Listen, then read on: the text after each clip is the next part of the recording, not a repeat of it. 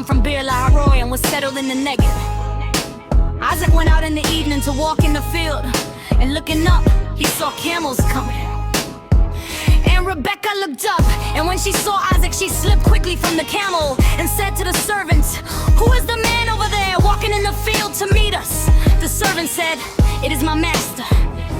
So she took her veil and covered herself, and the servant told Isaac all the things that he had done. Then Isaac brought her into his mother Sarah's tent. He took Rebecca, and she became his wife, and he loved her. So Isaac was comforted after his mother's death. Abraham took another wife whose name was Keturah. She bore him Zimran, Jokshan, Medan, Dian, Ishbak, and Shua. Jokshan was the father of Sheba and Dedan. The sons of Dedan are Obashuba, and Lepushim, and Lemam. The sons of Midian were Ephah, Ephaham of Libya, and Eldah. All these were the children of Keturah. Abraham gave all he had to Isaac, but to the sons of his concubines Abraham gave gifts while he was still living, and he sent them away from his son Isaac, eastward to the east country. This is the length of Abraham's life, 175 years. Abraham breathed his last and died in a good old age, an old man and full of years, and was gathered to his people. His sons Isaac and Ishmael buried him in the cave of Machpelah, in the field of Ephron, son of Zohar the Hittite, east of Mamre, the field that Abraham purchased from the Hittites. That Abraham was buried with his wife Sarah. After the death of Abraham, God blessed his son Isaac, and Isaac settled at Bir Lahai.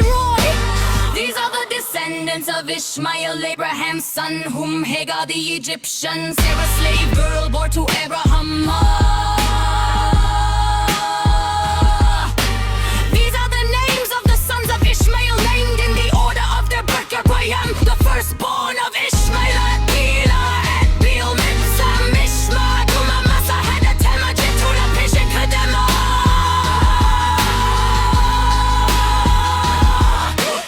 These are the sons of Ishmael, and these are their names by their villages and by their encampments, 12 princes according to their tribes. This is the length of the life of Ishmael, 437 years. He breathed his last and died, and was gathered to his people. They settled from Havilah to Shur, which is opposite Egypt in the direction of Assyria. He settled down alongside of all his people.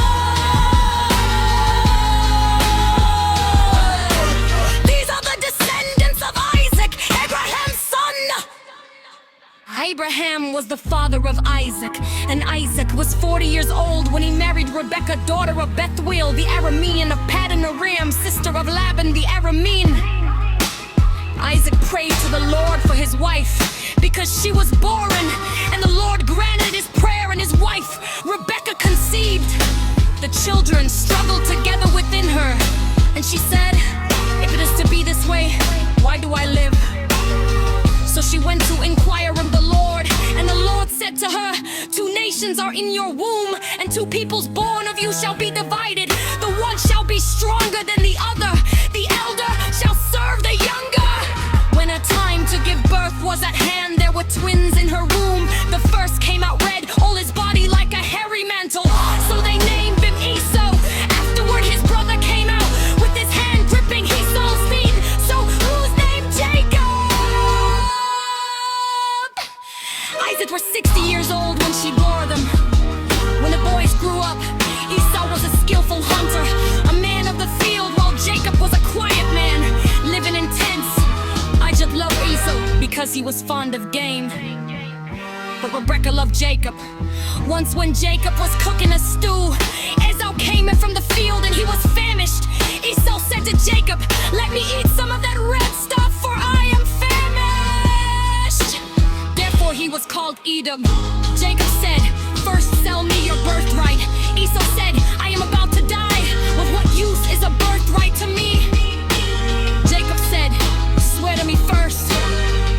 So he swore to him and sold his birthright to Jacob. Then Jacob gave Esau bread and lentil stew, and he ate and drank and rose and went his way. Thus Esau despised his birthright. Now there was a famine in the land, besides the former famine that had occurred in the days of Abraham. And Isaac went to Gerar, to King Abimelech of the Philistines. The Lord appeared to Isaac and said, "Do not go reside in this land as an alien. And I will be with you and will bless you. For to you and to your descendants I will give all these lands, and I will fulfill the oath that I swore to your father Abraham. I will make your offspring as numerous as the stars of heaven, and will give to your offspring all these lands. And when the males of earth shall gain blessing for themselves through your offspring, because Abraham obeyed my voice and kept my charge, my commandments, my statutes, and my laws. So Isaac settled in Gerar. When the men of the place asked him about his wife, he said, "She is my sister."